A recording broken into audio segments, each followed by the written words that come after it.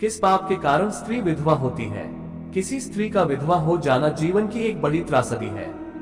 क्या आप जानते हैं किस पाप के कारण स्त्री विधवा होती है? किसी भी महिला द्वारा अपने लिए एक विधवा जीवन की कल्पना करना भी भयावह होता है। हिंदू धर्म ग्रंथों में इस विषय का वर्णन भी मिलता है। गरुड़ पुराण में बताया गया है कि स्त्री के विधवा होने का क्या कारण है। किस पाप के कारण स्त्री विधवा होती है? अगरुड़ पुराण के अनुसार ये 4 पाप ऐसे हैं जिनके कारण स्त्री विधवा होती है। पति से संबंधित व्रतों का सही पालन न करना, पति से बात बात पर झूठ और पति की झूठी कसम, पत्नी द्वारा मांस का सेवन करना, पति से दुर्व्यवहार और उसे अपमानित करना, पति से संबंधित व्रतों का सही पालन न करना। जो स्त्री अपने पति की आयु से संबंधित व्रत जैसे करवा चौथ और वट सावित्री व्रत आदि ये व्रत रखते समय पूरे विधि विधान का पालन नहीं करती और व्रत के दौरान अपनी भूख शांत करने के लिए कुछ भी खा लेती है, ऐसी स्त्री के पति की आयु कम होना निश्चित है और उसका ये कर्म उसके पति की भविष्य में अकाल मौत का कारण भी बन सकता है। पति से बात बात पर झूठ और पति की झूठी कसम।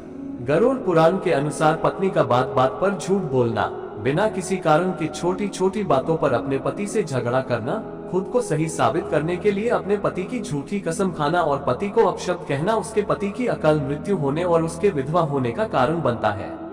पत्नी द्वारा मांस का सेवन करना। गरुड़ पुराण कहता है कि यदि कोई स्त्री मांस का सेवन करती है, नॉन वेजिटेरियन है, तो उसका पति सदैव किसी न किसी समस्या में फंसा रहता है और पत्नी द्वारा किया गया ये पाप कर्म उसके पति की मौत का कारण भी बन सकता है।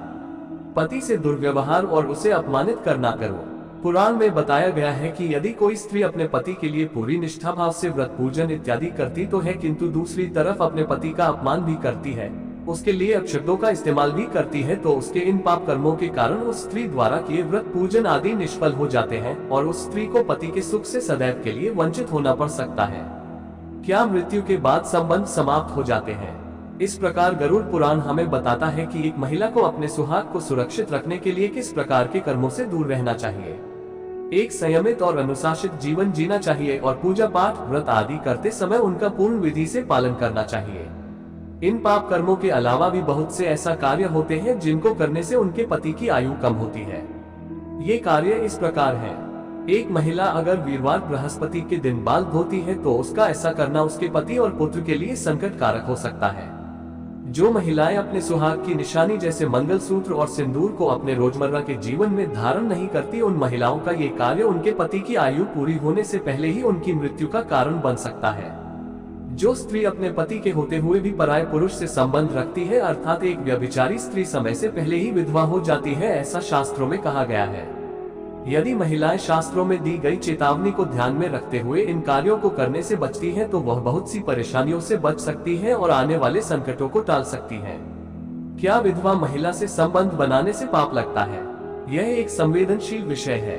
इस कलयुग में वर्तमान समय के सामाजिक माहौल में लोगों द्वारा इस तरह के बुरे कर्म किए जाते हैं। ऐसे में हमारा धर्म हमें यह आज्ञा देता है कि हम सामान्य जन तक ये बात पहुंचाएं कि हमारे धर्म में इन कार्यों को पाप कर्मों की संज्ञा दी गई है। वर्तमान परिस्थितियों में बहुत से लोग ये जानना चाहते हैं कि यदि विधवा स्त्री से संबंध बन चुका हो तो उसका क्या दंड मिलता है, अथवा क्या विधवा महिला से संबंध बनाने से पाप लगता है।